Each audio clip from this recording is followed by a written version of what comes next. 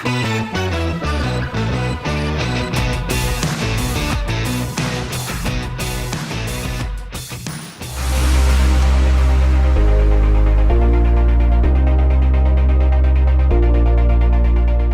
everyone. Welcome to episode 62 of The Hard Truth About B2B E-Commerce. I'm Timothy Peterson, and my co-host is Isaiah Bollinger. Hello, Isaiah.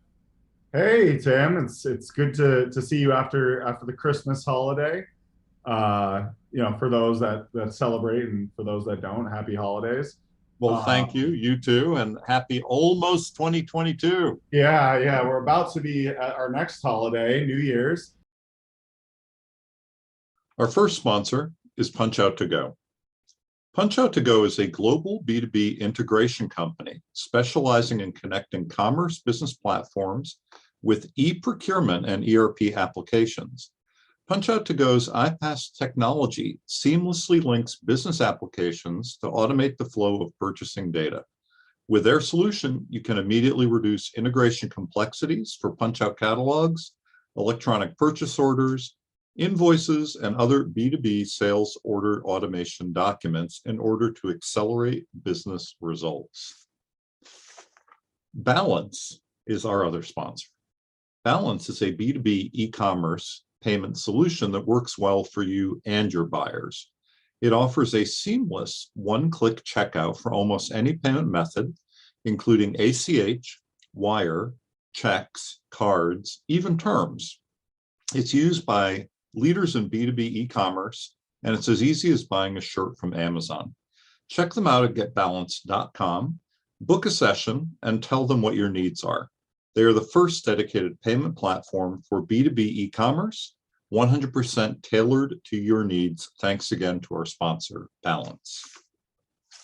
But we're really excited about our guest, Mark Donnigan, who has 20 plus years of technology, marketing, sales experience, kind of all over the map. And what I think is super interesting about your background is you have kind of that technical background, but also, now more and more in the marketing side of things, especially in B2B.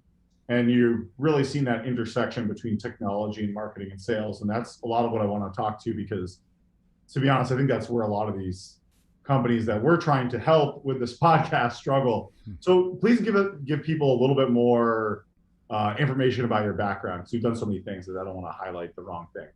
Sure. Well, first of all, thank you for having me on. It's great to be here. Always love talking about marketing, but really I like talking about business, and so I'll get to kind of my background, how I got to where I am today. But I just believe that the greatest place to be right now, if you really want to have an impact in really any company, regardless of the industry, the sector, is in marketing, because the strategies that get deployed and the tactics that are available to us are can be transformational to a business.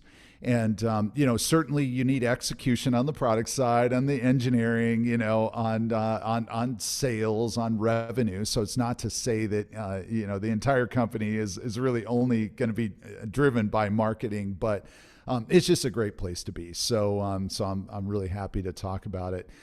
So my background started in sales. I didn't end up finishing my computer science degree, but when I was 12, I discovered my school's Apple II and learned BASIC and kind of just dove into this whole world. I guess today, I would have been a hacker if I was a teenager today, but had just really loved it. Ended up going into a computer science program. Dropped out and went to music school because I wanted to be a rock star. So, Did you become a rock star? I want to make sure I understand that. I never became a rock star. Now that's exactly why I'm sitting here today. Otherwise I might be on a different podcast. Maybe I'd be on Joe Rogan's show or something. I just wanted to make sure, in case. No.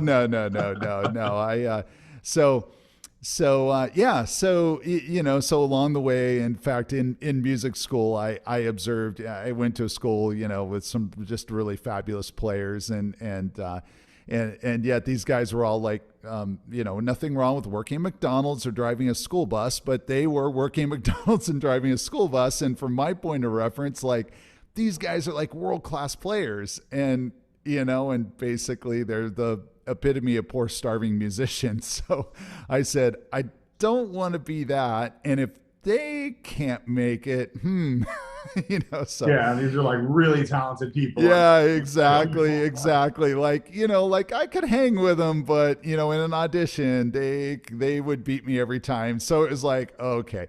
So, but life is interesting because I guess at the time, I didn't really know anything I hadn't really studied psychology, and I didn't understand, the left and the right side of the brains and how they interrelate and how, but the reality is that I function very well left and right side. So I have the logical and I have the creative.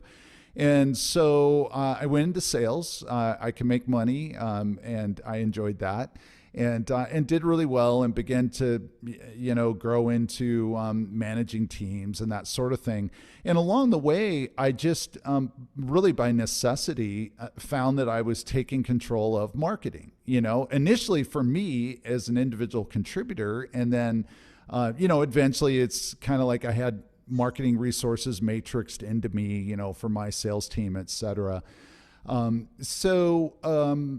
Probably about, I guess, 10 years into this sales journey, I again, you stumble upon and you just realize like, wow, when you get involved in the strategy side of the business, like, okay, it's one thing to go out and win the deal, and that's great and that's important, but it's one and done, right? So you close that big deal, but what have you done for me lately? Yeah. And but when you're getting involved in the strategy and you're thinking about go to market, and you're, all of a sudden like the decisions that are made and the structures you build and the approaches, that you spearhead can be transformational to the company. And so that then set me on this whole journey to really go more into corporate development, and then eventually really own, it kind of, I guess you'd say like the CMO or, at the head of marketing level. And so that's where I've been for the last, really solid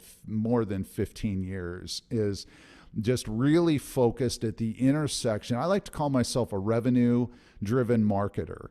But I'm always at the seat of the table with a strategy hat on, with a marketing hat. So how do we execute great marketing in a B2B context? And then there is always a revenue motivation behind just I can't, for me, like quote unquote brand is often set in the context like, oh, it's a branding exercise. Oh, hey, we went to that show. Yeah, we didn't get any leads, but it was great for our brand. It's like, I can't even comprehend that line of thinking. Now, what I'm not saying is that brand isn't important. That's not what I'm saying. I'm not saying that when you execute properly, you do build brand, but there is sometimes in some, especially more corporate marketing environments, like, we're doing this thing. We spent money over here. Nothing really came of it, but it was great for our brand. It's like, in today's world, I think part of what you're saying that I can relate to, and our listeners can probably relate to, is that there is a long-term revenue component, Yep. and that's probably what some people are saying when they're saying, oh, it's about brand. Like there's something long-term that's happening there. But you always have to have the shorter term, revenue component, in mind. What are we making money on today? Yeah. What's happening today? Where are the customers coming from today? I think where you're getting at is a lot of times they're spending way too much money on those things, right? And that the ROI isn't there. But exactly. Here's just, I'm just curious to hear your thought, but like, I post a lot on LinkedIn. It's hard to measure the value of a LinkedIn profile. How do you feel? I mean, I guess with that perspective, I'm not spending a lot of money, so it's probably a decent ROI. Well, right? Like, how do you view that kind of stuff? So this is awesome. I love this because and I believe your audience is also fully invested in B2B. So B2C works different, of course, but I've spent my whole career in B2B. And the massive transformation that's happened in B2B is that the buying journey has moved from, and this started, I would argue this started, about 10 years ago, this shift that I'm about to describe. And these things fade over time. So it's not like a light switch. It's not like, hey, one year people were buying this certain way and the next year all of a sudden it changed. But the buying behavior moved from what we typically looked at as a funnel. And, if you think about the whole funnel concept, that was a way for MarTech vendors to position their tools, to get people to understand, okay, here's where our solution fits into your marketing stack or into your particular sales process. But it largely held up. Buyers had to discover products in a handful of specific ways. And then there was kind of a journey that they flowed through, and industries were different, and so it changed, but generally there was a funnel. Nowadays there is no funnel. There absolutely is no funnel. The buying journey is absolutely completely fragmented, and it's because more of the discovery process is happening outside of just the traditional like trade show, webinar. We can rattle off the 3 or 4 or 5 primary mechanisms that we used to be able to use, say 10 years ago, where that kind of was, I go back 20 years ago, like I come out of the consumer electronics industry. And so like CES, just as an example, the Consumer Electronics Show was a show that you literally had to be at. If you weren't there, if you missed a year, you literally missed out. I mean, sure, after the fact, you could read about it in an industry journal, or you could have a sales rep come tell you about, something, but you had to be there. You needed to meet with the manufacturer. You had to be there. Well, now there is no reason to go to a trade show.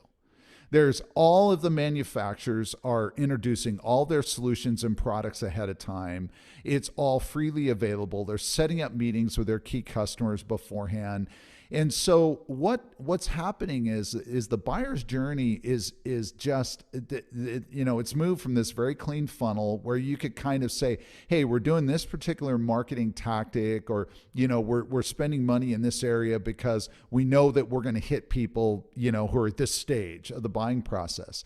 Now, getting back to your question about LinkedIn and just I'll more broadly unattributable marketing efforts, because that's really what we're talking about. Because when you put a post up on LinkedIn, you can say, oh, wow, this one got, 435 views, at least according to what LinkedIn says. And usually on average, I get 300. Wow, this one did really good. But at the end of the day, like, you can't. What's the value of that? Yeah, you can't, maybe someone will say, hey, Isaiah, by the way, great post. Hey, I want to talk to you about, what you guys do. And sometimes it does happen, but that's not the average. It's not. Yeah. So what we're talking about is unattributable things. And what I'm describing here in the buyer's journey being just completely blown up from the way it worked 10, 12, 15, 20 years ago is that if we are not doing unattributable marketing, it's guaranteed that we are not going to hit buyers at some stage where they are, because the buyers are now fully in control of the discovery process. And I'm now describing more like 20 years ago, but 20 years ago, especially in enterprise, which then we called it more enterprise and B2B, but it's the same, right? The seller, the vendor was in control. Like if you worked for Cisco, or you worked for Dell and you were introducing, some significant new networking product and you called up a major customer, they were happy to hear from you because they needed you to come in and talk to them about it and answer questions. And, so if you were a Cisco salesperson back then, not to say it was easier, but, had its own challenges, right? But like they were happy to see you. Now you call up and, they won't even answer the call, right? Because they're like, why do I need you? You know, we've already gone out, we've surveyed the market, we've looked at, we'll call you when we're ready, you know? I think part of what, I've seen, and this is true also for B2C and B2B for parts of this conversation, the funnel has been exploded. It doesn't really exist as it used to. I completely agree with that, assessment. I also think that everything is happening at once. I mean, people call this different things, but it really is like, there's a simultaneity, right? There's content that's being created and consumed all the time. There are communities being built all the time around that content, and there's commerce that happens all the time, and then they intersect, right? So it's really figuring out for your business what that means, but it's all of those different nodes, if we want to get all funky about it. It's no longer like engagement, That's and then right. down we go. I mean, I think I wish it were. Really about being as many places as you can where they're researching, right? So a little bit of LinkedIn, a little, like the way that we approach is a little bit of LinkedIn, a little bit of YouTube, a little bit of Twitter, even a little bit of Instagram. Like obviously SEO is huge for us, Google. I wish we had more money for paid ads, but if we had more money, we'd probably do more paid ads, right? Like, so, it's just being in all these places. And then, we even do a little bit of strategic, to your point, trade shows or events, partnership, like partners, and then referral. Like it's hard to create referrals, right? But you just network and you talk to as many people as you can. Like you is a new, new relationship we have. That's right. You remember us because we're the guys that are the best at XYZ, or Well, think about the algorithm, So, okay, so we're recording this podcast. I have a certain, I'll use the word audience, not because, I'm not an influencer, but what I mean by that, we all have audiences because that's the network of people that we're connected to. And let's just keep this for ease based on LinkedIn, so we all have our networks, all of our first degree connections, right? And the algorithm on LinkedIn is always, showing, and, so if I like something, that's going to show up somehow to somebody in my network or whatever. The point is, we do this podcast. Odds are that most of my network has no idea who you are, what you do, that you even exist, right? And yet we're going to publish this at some point. We're probably going to publish it in different forms. I'll post it, you'll post it, whatever. Yep. And all of a sudden now somebody's exposed to that who literally, it would have been impossible for you to even know they existed. So it's not like, well, we would have eventually gotten to that person. Probably not, just because not with our ad budget. Well, yeah. But again, getting back to what we said earlier on, like, is that even where you'd want to be spending? Even if you said, hey, I've got $75,000 a month to spend on LinkedIn advertising, like, is that what you should be doing? Yeah. And so this is what I like to think of, and this is not an original term. This came up, someone else developed it, but I love the description. It's called dark social.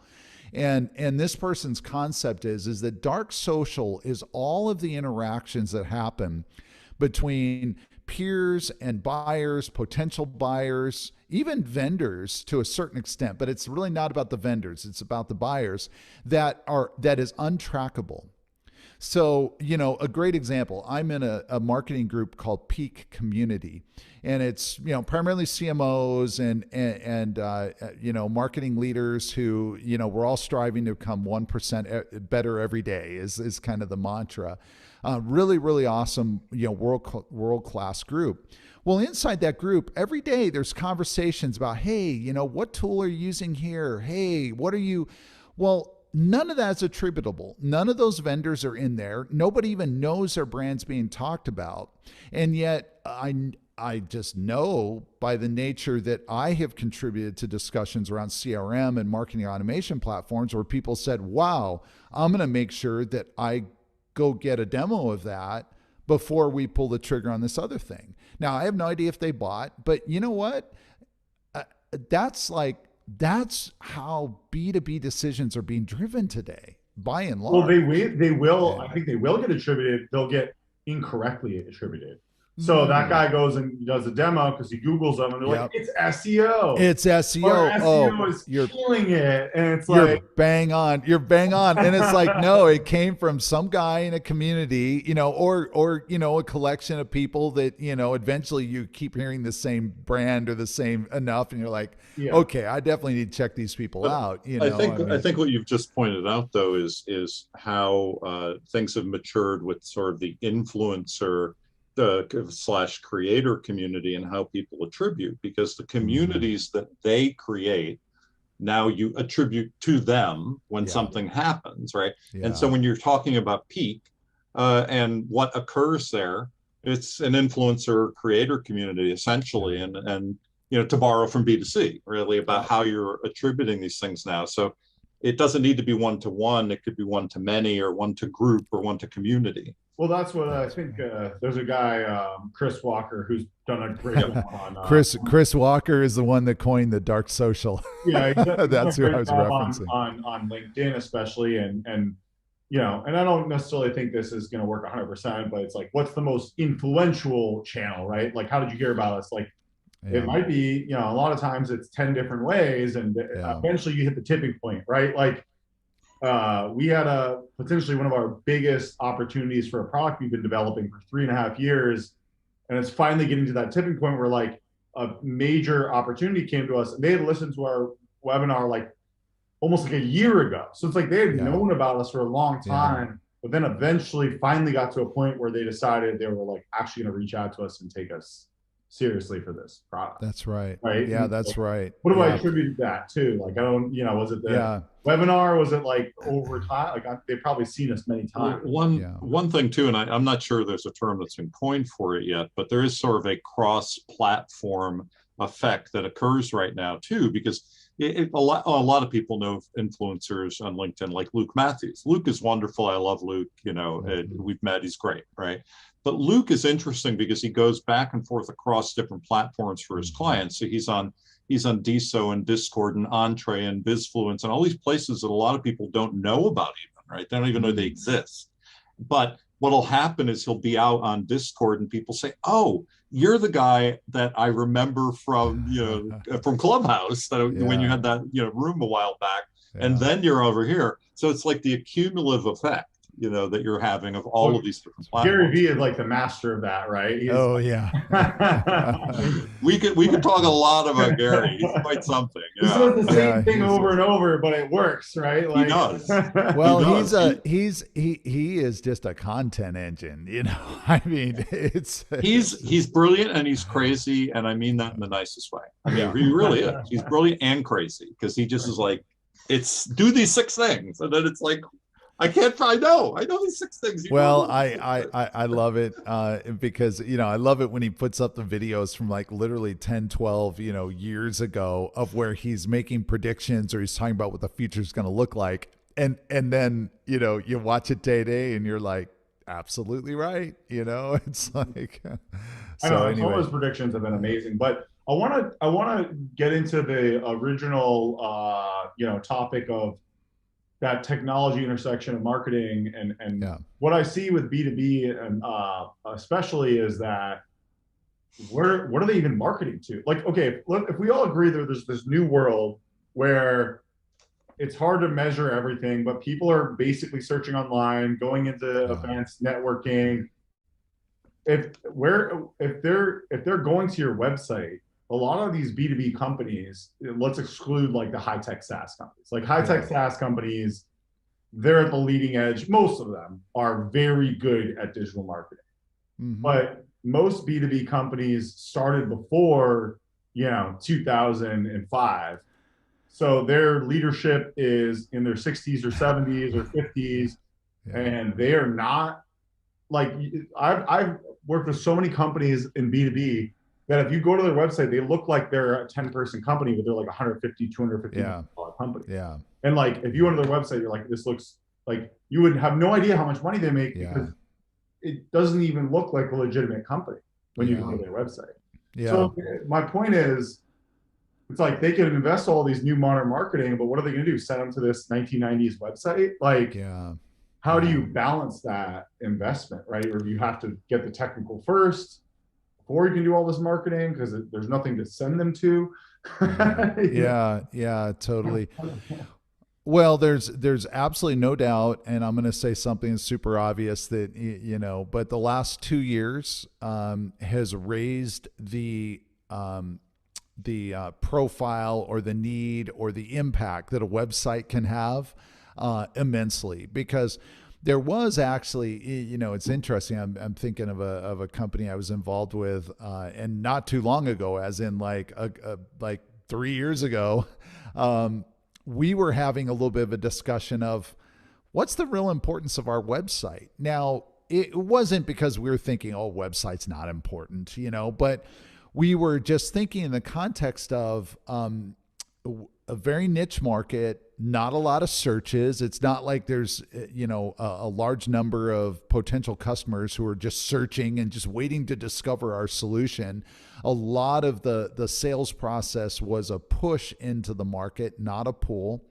And so we were just having discussions, like, well, how much do we really care, i.e. spend time over here on the website versus doing other things? Well, now look, where's the first place someone's going to go when they hear about your company, when they have a meeting, when they read a piece of content on LinkedIn, when they discover one of the executives or the founders, the CEO's profile, they're going to go to your website, right?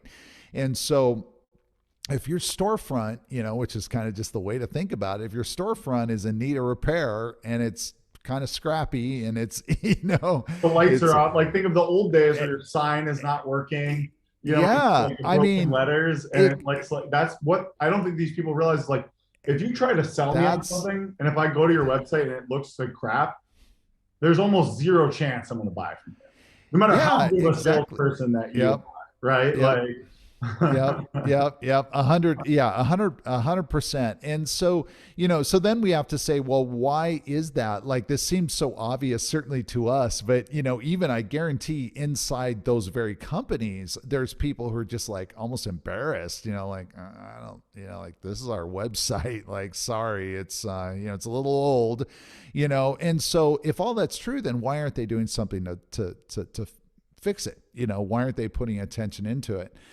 And just too much that I find, in working with companies, they come to me either looking for help or is there's the bias of what my personal belief is of how I behave. So I can tell you that, I was working with someone not too long ago where the chairman's like, oh, I would never do. I would never, we're talking about publishing on LinkedIn. Oh, I don't even pay attention to LinkedIn. I'm like, well, that's how you found me. That's how, I had no idea you guys were. You saw stuff I was posting, your CEO reached out to me. Like, I don't know what to say. Like, that's why we're even working together, So, but it's just this like bias. And in this particular example, we've moved this person along and now he's totally on board. But like, that was the first comment. It was just kind of like, wow, like here you are, you're talking to a consultant that you hired to build marketing who you found via LinkedIn. I had no idea who these guys were. They found my content. They reached out, and then you're telling me you don't believe that LinkedIn really works? Like, what? I'll just give you a couple asides on that too, because I've worked with B2B, B2C, retail tech, all of these different angles, right? And I was speaking with somebody not too long ago, similar situation, right? And we were talking about like, well, it's no longer the Mad Men era, right? Yeah. Back in the Mad Men era, it's like the CEO would come in and say, I don't like that Coca-Cola ad, right? And then it would change and they'd have to change it. Well, that's really baloney now. I mean, that's absolutely not the way anything should ever be done. Yeah. Even if the CEO is brilliant, and there are some people who are, there's no reason that would occur. Like, why wouldn't you look at the data? Why don't you understand who your customers are, where they are, what they do, and then act accordingly, right? And so that's what's astounding, is that there's still remnants of that, little pieces of that creep through, especially in B2B. So And it's really pretty shocking. let me ask And you, I think though these things, these things work themselves out because market forces are really market forces. And look, reality of the matter is that you can sustain a business for a certain length of time running on very old thinking, and you can sort of keep the lights on, but it's not forever. And the market today is just way too competitive and dynamic. I really love the word dynamic because dynamic, a competition is sort of, like dog eats dog, like we're out there, bumping up against each other, trying to win, and yeah, in some markets, that's very much a reality. You're But so dynamic. You're so dynamic. Yeah, dynamic is where, it's just that the change is so profound, and we wake up every day not able to say, well, we know how the world looked yesterday, so we're 100% certain it's going to look the same today. It's like, no, we are not 100% certain. All I know is I'm still alive today, so that's good. So I think that, these things, they do work themselves out. And what I have just learned in my own, even as a consultant and just is it, there are some companies that I just can't work with. There's some companies I very much want to, because I know I can help them, but I just can't work with. Like if somebody just can't, in air quotes, get it, I have to move on, and I do. And so one of the secrets just in my own, just out there working, and this is maybe a tip for, even employees, if someone's listening and they're kind of frustrated, like, yeah, my company doesn't get it, go find another company to work for.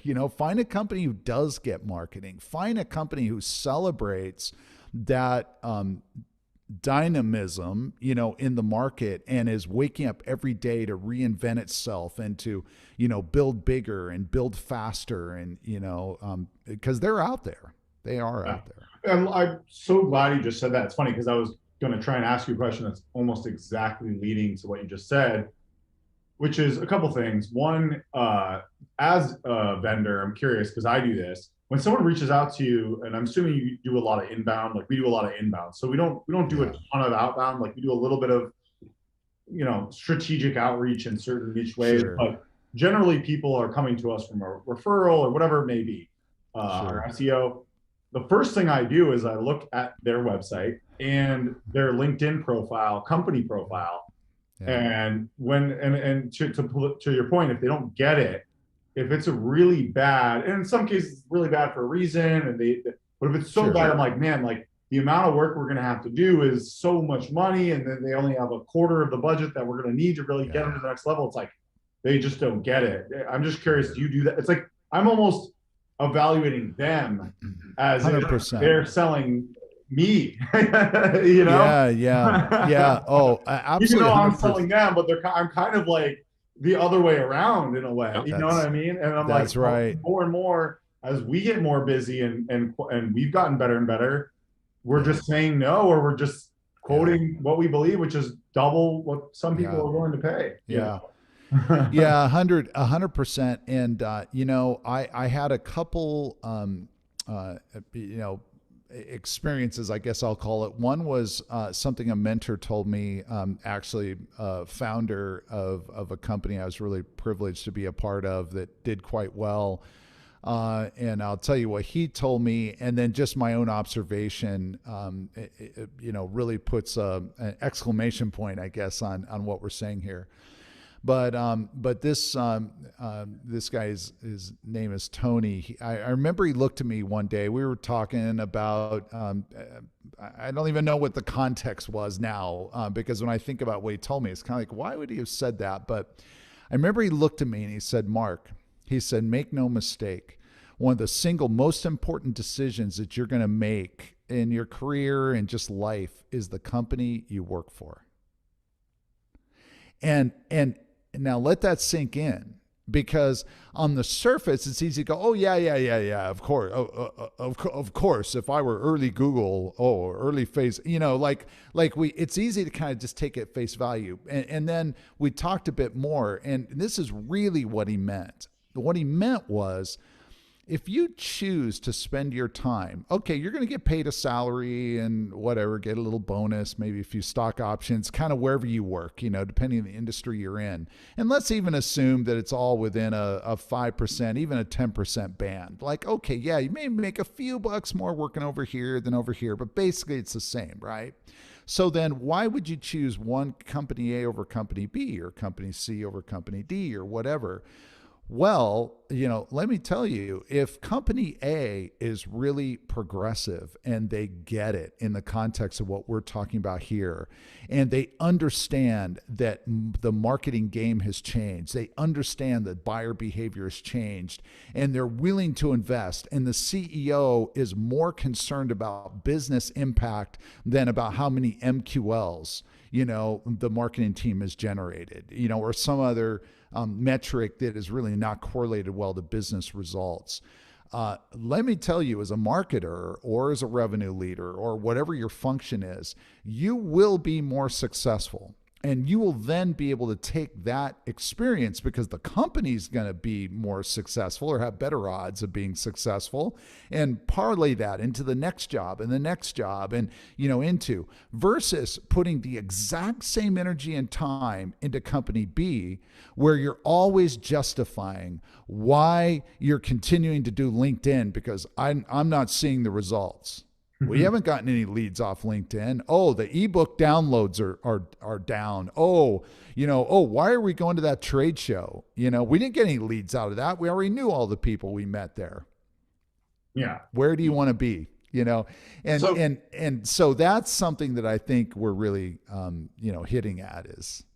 No, I think that's also another takeaway for our listeners. I mean, I feel like the best of our episodes, our listeners have told us there's always 3 or 4 or 5 takeaways, and that's another good one. I really have to say thank you for that. I did want to veer off into one other topic that we had talked about before we started recording this podcast, and that has to do with the metaverse and really about metaverse. Things that are kind of on the verge or about to happen or the next few years. So let's just talk about that for a few minutes and say, well, what should B2B, what should people be thinking about connected to the metaverse today? Like, I hear about it, I have a concept of what it is, people have approached me about it. What should we be thinking about it today? I love it. It's the metaverse. It is going to be a thing. No, I don't know when it's going to be a thing. No, I don't even know what prediction for us. I don't even know what this thing is going to be exactly. No, all kidding and joking aside. I think if we zoom out, there's a good framework that I like to use when something that is clearly in the future is coming into focus, and yet we don't have clarity around what that is. And the way that, getting really practical about the metaverse is that I think that there's going to be, at least early on, too many people who dismiss it. And they dismiss it because, this is 5 years, 6 years, 8 years, 10 years out. And well, I'm just trying to make this quarter, and so it's easy to kind of, just both the tyranny of the urgent, push it off, and then also just all the unknowns around it. And that would be a big mistake, because the metaverse is going to get here by a sequence of digital transformational shifts that happen over time, some very subtle, like won't even really be noticed. Some will be more noticeable, but they stacked upon each other bring us into this environment where one day, we're all going to wake up and say, the metaverse is here. It's real. We're living in it. We're working in it, etc. And so the first thing that I would encourage the listeners to make sure that they don't do, or to think really carefully about, is dismissing this just based on this, it's this thing, it's going to come. I've seen the movie The Matrix, maybe in 25 years, yeah, we're going to be living there. But you know what? That's 25 years from now. I'm just going to focus on what I'm doing today. And instead say, hey, what are those small incremental digital transformational shifts? So, if we want to just try and get practical, is maybe a good place to start is this whole, in B2B anyway, there was a heavy, heavy marketing reliance around events, around physical events, around trade shows. So what is the virtualization, i.e. virtual meetings, virtual shows,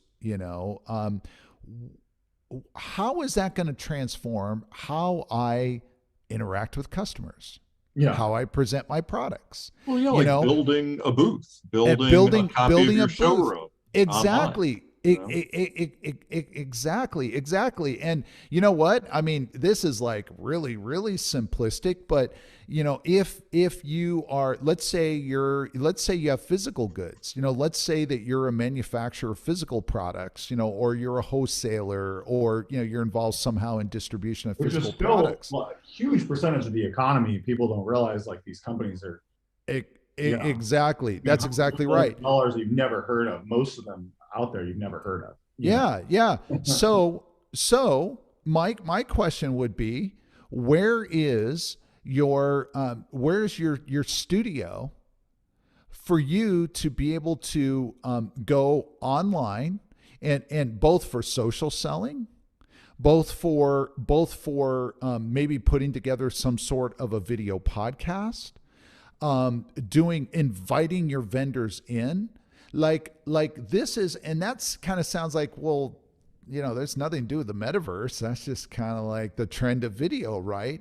Yeah, but you should start building that now. Like, that empty office that's in the back corner of the warehouse that, is just filled up with junk, literally. Like, have one of your team members, take a day, clean it all out, paint it, put some equipment in it, and make that now a place with, get some nice cameras, internet connectivity. I mean, like do it right. And by the way, a lot of this stuff is not expensive.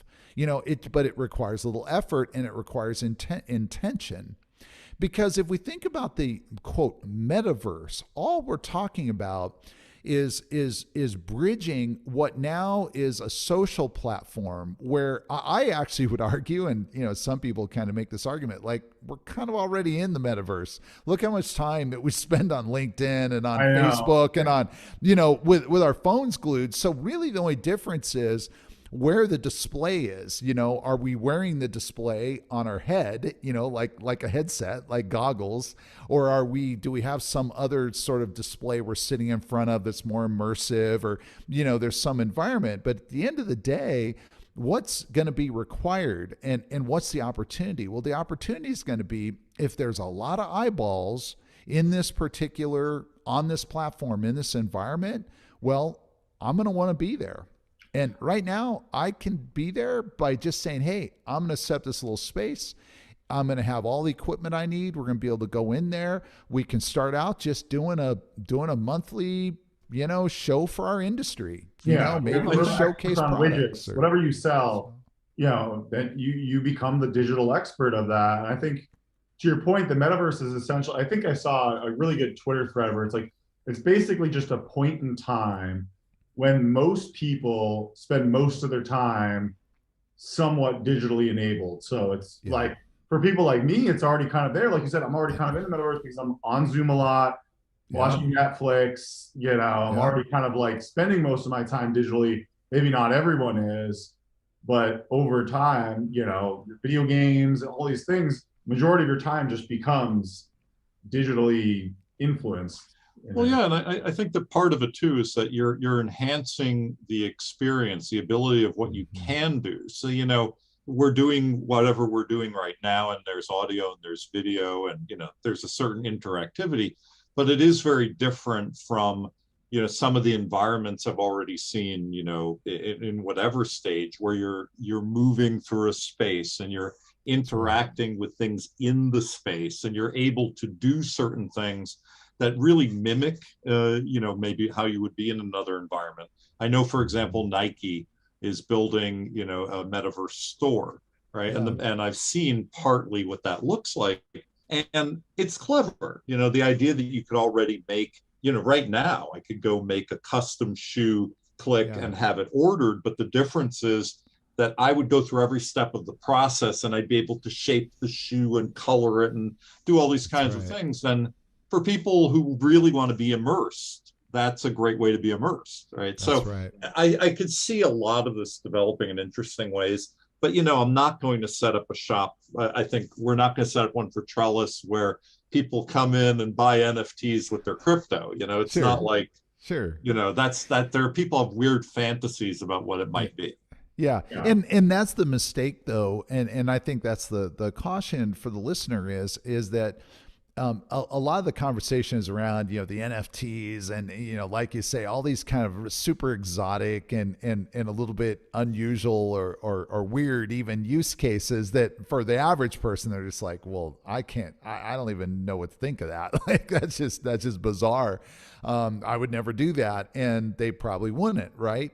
But the problem is it's a little bit throwing the baby out with the bathwater, so we hear that and then it's like, oh yeah, it's a metaverse thing. It's a bunch of fringe, but no, it's not fringe. And again, for those people who just start now with just these small incremental little digital transformations. And that's where I go back to just the most basic thing, like, take that spare office that's being used as a storage room right now. And look, you're doing Zoom and other things anyway. So it's going to get used. Let's say the metaverse never comes. Well, guess what? Having a little place that you can produce videos and you can do a high quality video conference and, that sort of thing that's a good investment. It's not very expensive. So go do that. Go do that. And then if you start enabling your team and depending how big the company is and what the resources are, there's probably somebody inside the company. And by the way, it's probably not someone in marketing. It's probably somebody in the product team. It might even be an engineer who's a creator at nights, nights and weekends for some hobby or something they do. And you say, hey, we saw that you're doing this thing over here. Would you be interested in doing something for us, for the industry? And all of a sudden this person's like, and they're bringing this high quality production and they're bringing these creative ideas. Right? Like they're the leading expert potentially. Absolutely. Yeah. One of the goals that these companies have are these guys that no one knows exists. Yeah. Because they're the ones working on the product and they barely ever talk to the customer. Yeah. So, if you can find the right people, and that's something we struggle with though, is just getting them to have the time to do that. I think that's enabling them to have the time finding those people that are willing. You have to be dedicated to the to the task from the perspective that management has to say, hey, we agree and we're committed to this being a good investment, so. Yeah. And that's also why employees, generally speaking, don't take the initiative to step up because maybe they've tried one time and either got slapped back down or they're kind of like, oh, yeah, that'd be cool if you do that. But make sure you do everything else that's on your plate. And it's kind of like, well, I'm already overworked. You either need to give them a raise or some sort of crazy bonus or something that's going to make it worthwhile. But if you're just like, hey, now you have 20% more work.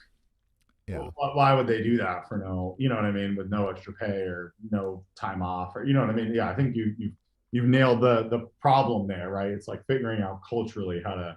So I'd love to get into that practical advice. So what would you, aside from kind of setting up, I love the idea of setting up like a little studio because you're right. I mean, everyone has extra office space. Like you can't tell me that there's any company out there, assuming that they weren't remote first. Sure. Probably, and we do. We have extra office space. Yeah. Like we could be doing more with video in our own office. It's something we talk about all the time. We're like, we basically just turn one of our like empty offices into a studio, right? Like exactly. You only need like an 8x10 room. I mean, really, like 80 square feet is all you need, and even that camera and like the audio. This stuff is like a couple $100 nowadays. Yeah. Like, you don't need to spend like 20 grand on it. Yeah. Some lights. And a green screen behind you, and you're done. A company I know, they did a 24/7 live stream in their empty office during COVID, which I thought was amazing. It was just such a clever idea. It's like, what? why not? I'm going to take a look and see if a bird's going by that window, right? It's Yeah. just such a funny idea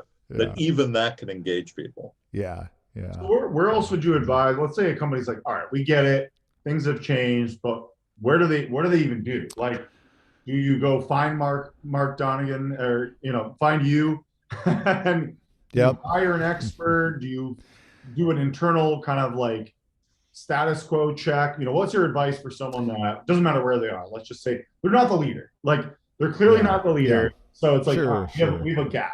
We're not the leader. We're not Facebook. We're not, the leading SaaS in our category. Just most companies, right? Most companies. Exactly. Yeah, right? Absolutely.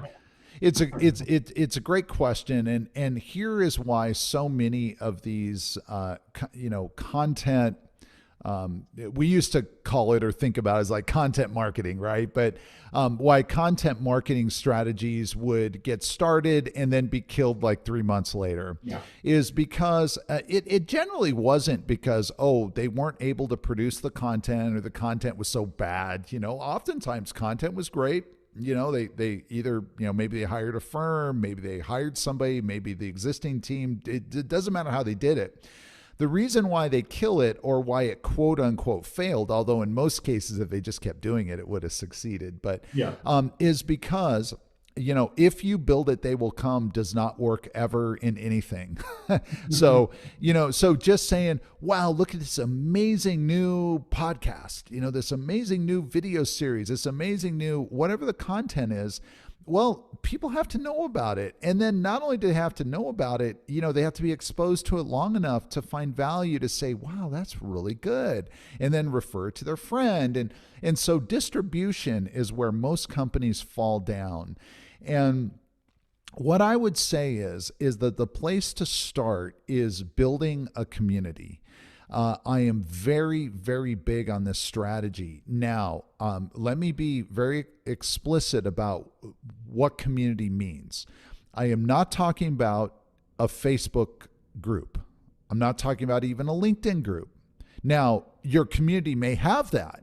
Okay, so again, but a lot of people hear, everybody's telling me I need to start a Facebook group for our industry. Mm-hmm. Like, no, that's the absolute worst. Like, why would anybody want to come to we have a Facebook group, for whatever. Yeah. Like, no, that's not what I mean by community is that, and you can do this around, let's talk about podcasts. Podcasts are actually super easy because as long as you're publishing on a regular cadence, now that, probably needs to be more than once a month, but once a week's probably good. We but try to do once a week, and we miss some weeks. We're not perfect. But the point is you're regularly publishing. Okay. Yeah. So, so sometimes maybe 2 weeks goes by, maybe occasionally there's 3 weeks. Sometimes, you got, a string of, every 7-10 days you're publishing, right? The point is that you begin to build an audience. Now that audience might start out to be 100 people. Okay. So don't despise small beginnings is one of the really key takeaways here. So, and it might even be 50 people. Well, to start, it's one, you just start out with one, but you might grow it and it's like, geez, we're really only getting 50 to 100 downloads in our first week. Like, is this even worth it? Well, remember, these people are taking their precious time. Everybody's busy in the world. So, so it's highly doubtful that these are people who are just so bored that, so everybody's busy. So you have 100 people, let's say, who on a regular basis are taking time to consume your content. Well, by very definition, this is a community. These are people who have chosen to spend time with you for that, however long, 30 minutes of the episode, hour, whatever. Maybe they don't listen to all of it, doesn't really matter, but they're choosing to come back, okay? So then you say, wow, what if we then, what if we had some sort of a virtual group that we brought them into where they could discuss and share ideas, and we're kind of moderating and participating, but this is really about them, and you bring them into that. And then all of a sudden you say, hey, by the way, if you know other people who'd be interested in this, bring them in. And then you say, well, this is all really cool, but we can talk about virtual all day long, but we're still humans, we're physical beings, so it's nice to be face to face. Hey, it turns out that, we have a clumping of folks in, I don't know, Chicago and Los Angeles. I'm just picking random cities. Yeah, get together. What if we fly in and we just rent let's find a restaurant, it's got a meeting room, all decent restaurants have a meeting room that'll seat 20, 30 people. We'll spend a couple grand, maybe whatever, even less, depending on how extravagant you want to go. We'll invite in these folks, tell them, hey, bring along some colleagues. And we'll host like a meeting. We'll do a little presentation, not a sales pitch. None of this is sales pitchy. Okay. This is all about adding value to the community. So you add value, you video it. Now you have content. Okay. Now you've got people who met you face to face. Now they're that much more like, man, these guys are the greatest. Oh, I had a great time hanging out with Isaac, and everything. Everybody's happy, right? And then you begin to build this, and all of a sudden, what starts out small beginnings, like, geez, we only have 50 people listening to our podcast. Pretty soon you've got 200. But not only did you 4X it, but now you have 200 people and they're like really engaged. Like all of a sudden they're sharing content on LinkedIn. Like you're like, holy cow, I'm getting tagged from people. I have no idea who these people are. And they're saying they liked it. They're sharing it. And then pretty soon you've got 1,000. This is the silver bullet right now. Right now, this strategy works like gangbusters. But the problem is most companies won't do it, or they will stop doing it too early because they're like, we only have 50 people listening to our podcast. This isn't even worth it. Yeah, and they haven't. Where's the leads? Yeah, where's the revenue? Like where's the attribution? Yeah. Where's the really ROI? Multi-year things. I mean, even our podcast right now, this podcast that we have, we're deep into year 2, right? I think we are. We started around coronavirus because they're like, well, we have all this time. There's no event to go to. Sales are dead in like March and April and May. It was like possible to get a sale in March or whatever, April. Yeah. So it was a good time to kind of start something new. So we started the podcast, and so that was what, almost about a year and a half ago. Year and a half, more. And it takes time, right? It's not but it also creates content, right? We have audio content, we have video content. Our blog is better. Our SEO gains from that. Yeah. We've had people reach out to us that became a partner. Yeah. Because we've gotten clients, partners, all kinds of things, connected to this. But one thing I'll just reference a few things that you had said that I think are kind of interesting. So I agree. First of all, I'm just going to say I agree with you and the detailed approach you were giving there, that this is something that people can do and should do. And, now there's just no reason not to do these things. And what's interesting is that I think there's been an evolution. People have done versions of this in B2B, and they're certainly doing it in B2C. Because, for example, I worked with people in food and beverage and health and wellness and fashion and beauty. And depending on what those like early stage businesses or mid-sized businesses were trying to accomplish, they would do things with their communities. There was one of the wine companies. They did a party simultaneously in all 50 states, and you could check in on the video feeds in any state at any time with people sampling the same wine. And then they have content, right? So stuff like that, I think, is so engaging, so much fun, recognizes people as an individuals, all of these things. It's great. Businesses really haven't caught up as much as they could have. The version that I just wanted to mention is that when trade shows were still a thing, before COVID, but even a few years earlier, people would have these kinds of events, as satellite events off of we're in Chicago this year. Yeah. We're going to have a dinner on this night and going to go out to drink on this night. And you'd go to those and you'd have a sense of community, but then nothing happened after. Yes, that's right. That's the biggest issue. They were great, and then nothing happened. Yeah,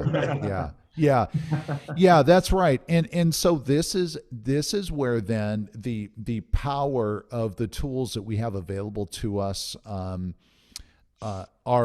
must be applied. So I'm actually really, really glad, Timothy, that you brought that up, because what I'm not talking about is like, hey, okay, so, all right, so how much, how much I need to spend? Let's go do these. Hey, this sounds like a great idea. All right, how much do you need? Okay, it's on the calendar, and then marketing, and goes off and does all these events, and then, well, what do we get out of it? No, this is a process. It's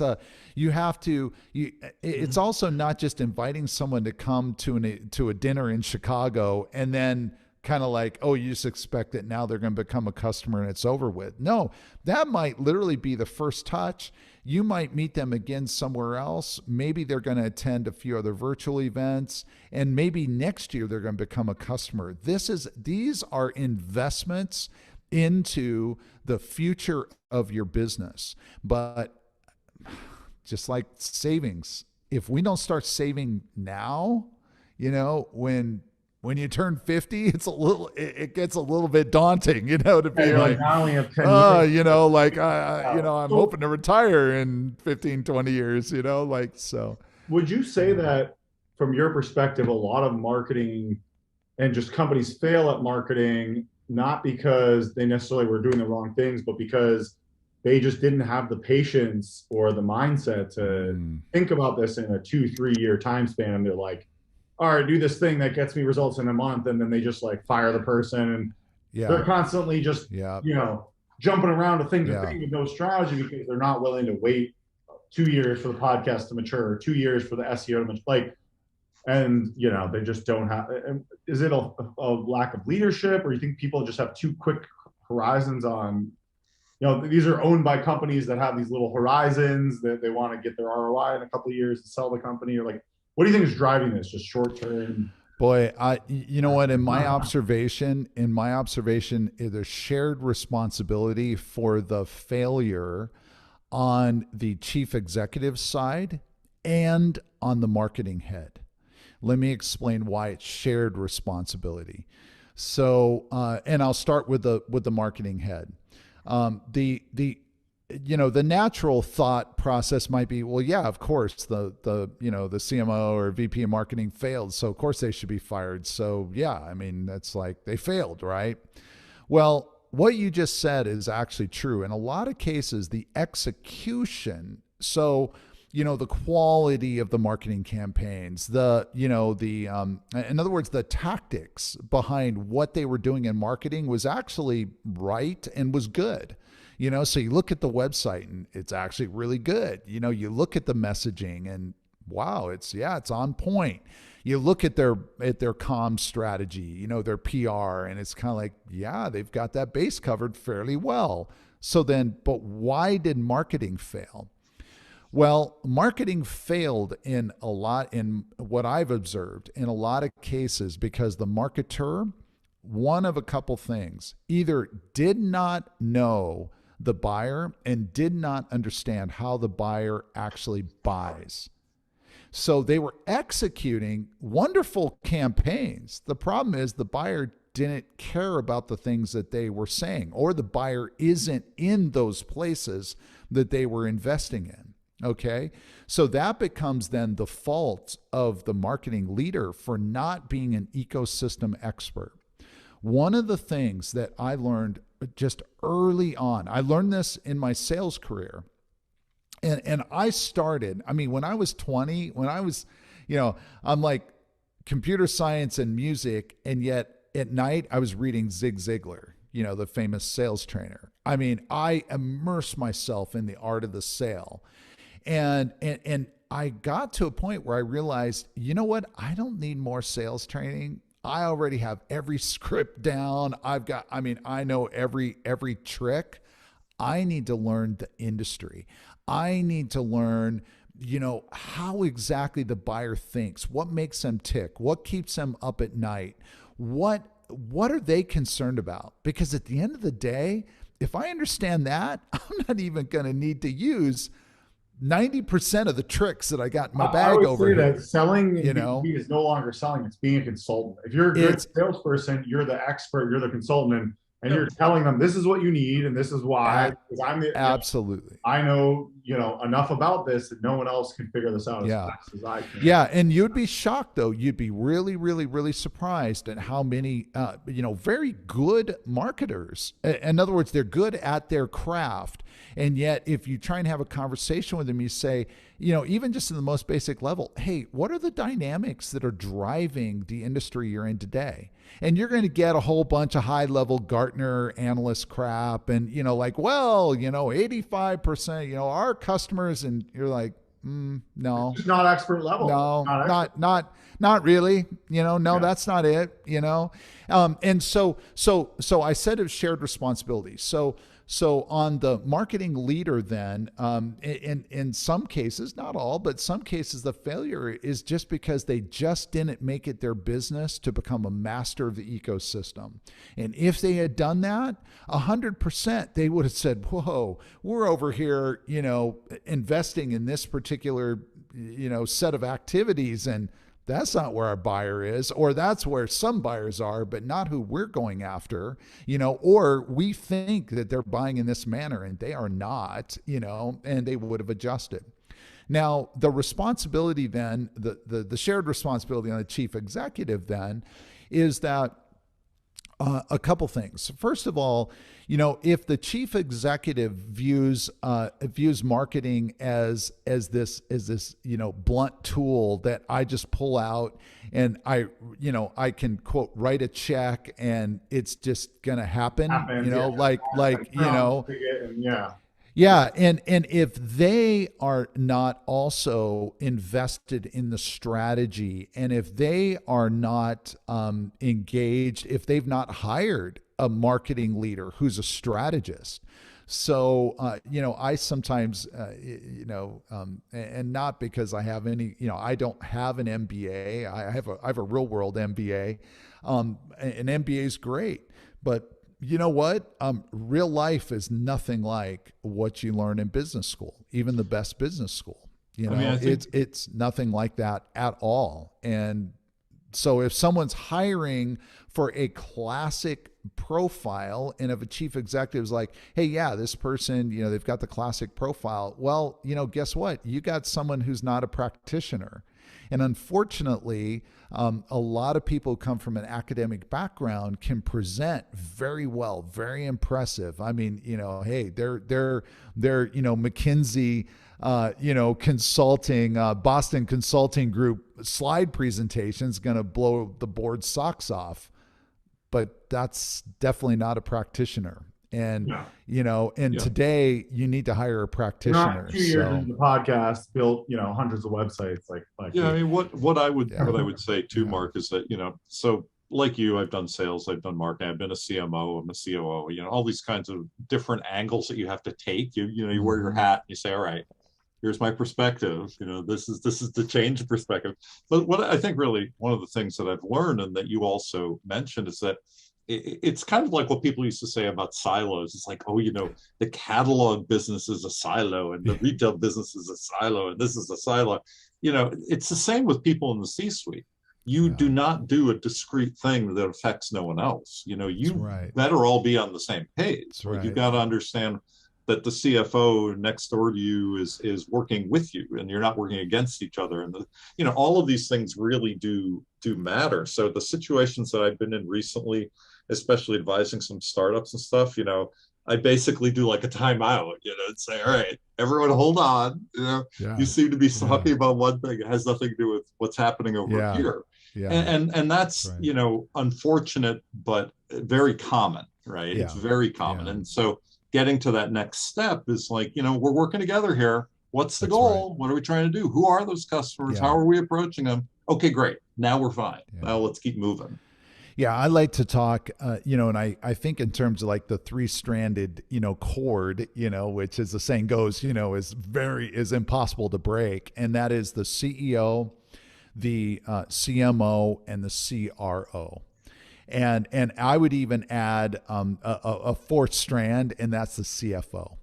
But if you have the CEO, the CMO, and the CRO, so the sales leader, the marketing leader, and then the chief executive, and obviously, there's going to be somewhat different strategies and thinking about the business, right? But at the end of the day, if everybody is in lockstep with how they see the go to market, what the go to market strategy is, what the proper tactics are.